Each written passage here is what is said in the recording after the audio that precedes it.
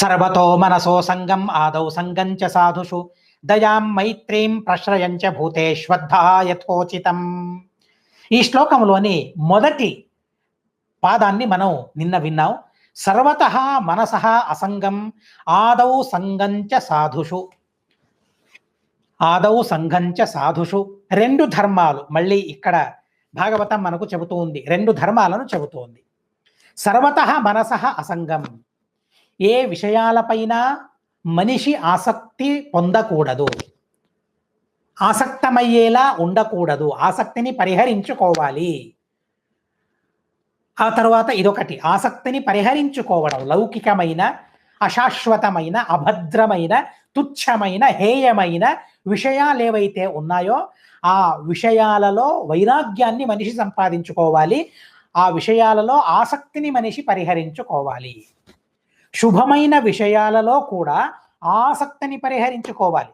బ్రతకడానికి ఎంత ఆహారం కావాలి, బ్రతకడానికి ఎలాంటి వ్యవహారం ఉండాలి, అలాంటి వ్యవహారం తప్ప మిగిలిన వ్యవహారాలను మనిషి మానుకోవాలి.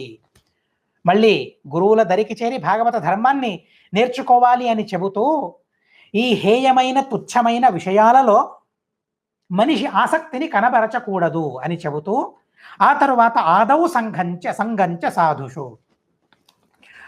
మొట్టమొదటి ధర్మం సాధు సంఘం అనేది మొట్టమొదటి ధర్మం. వెనుక ఎన్నో ధర్మాలు వచ్చాయి, కానీ ఇక్కడి నుంచి ధర్మాల ఉపదేశం ప్రారంభమని మనం తెలుసుకుంటే ఆదౌ సంఘంచ సాధుషు. మొట్టమొదటి భాగవత ధర్మం ఏంటి, ఏ ధర్మాన్ని తెలుసుకోవాలి, ఏ ధర్మాన్ని మనం పాలించాలి. అత్యద్భుతమైన ధర్మం అది. ఏంటి అంటే సాధు సహవాసం. సాధుజన సహవాసం అనేది అత్యద్భుతమైన భాగవత ధర్మం. నింద మనం విన్నట్లు అసంగభూష నను సాధు సంగీత. సర్వసంగ పరిత్యాగం చేసిన మహానుభావులు కూడా, సన్యాసులు కూడా సాధు సంగం చేయాలని భాగవతం మనకు చెబుతుంది. దీన్నే నారాయణ పండితాచార్యుల వారు మధ్వ విజయంలో అనువాదం చేశారు. ఆదౌ సంగంచ సాధుషు. ఏంటి సాధు సంఘం అంటే ఏంటి, దాని గురించి శ్రీమదాచార్యుల వారు చాలా వివరంగా ఊసగుచ్చినట్లు చాలా అద్భుతంగా ఆ సాధు సంఘం గురించి శ్రీమదాచార్యుల వారు మాకు చెప్పారు. సాధు సంఘం చేయాలి కాబట్టి ఈ భాగవత ధర్మాన్ని వివరంగా మేము తెలుసుకోవాలి. శ్రీమదాచార్యులు చెబుతారు, సంతశ్చ త్రివిధా ప్రోక్తా ఉత్తమా మధ్యమాధమా ఉత్తమా దేవతాస్తత్ర ఋష్యాద్యా మధ్యమా మతాః. సాధు సంఘం చేయాలి అని చెప్పారు. సాధు సంఘం చేయాలంటే సాధువులు ఎవరు, సాధువుల గురించి తెలుసుకోవాలి కదా. తృతీయ స్కంధములో సాధువుల గురించి మనం తెలుసుకున్నాం. శ్రీమదాచార్యుల వారు కూడా సాధువుల గురించి ఈ సందర్భంలో పురాణం యొక్క ఉదాహరణనిస్తూ మాకు తెలుపుతూ ఉన్నారు. సంతస్తు త్రివిధాః, త్రివిధులైనారు సజ్జనులు.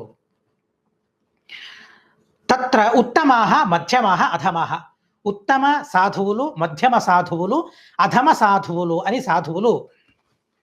సాధువుల్లో మూడు విభజనలు ఉన్నాయి, మూడు విభాగాలు ఉన్నాయి.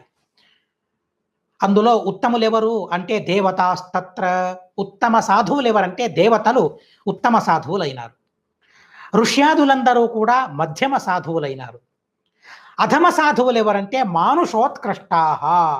మానుషోత్తములైన వారు అధమ సాధువులు. ఇలా సాధువులు త్రివిధములు, సాధువుల్లో త్రైవిధ్యం ఉంది అని చెప్పి అధమ మానుషోత్కృష్టాః తే చాపి త్రివిధ మతాః అని మరో విషయాన్ని శ్రీమదాచార్యుల వారు అక్కడ చెప్పారు.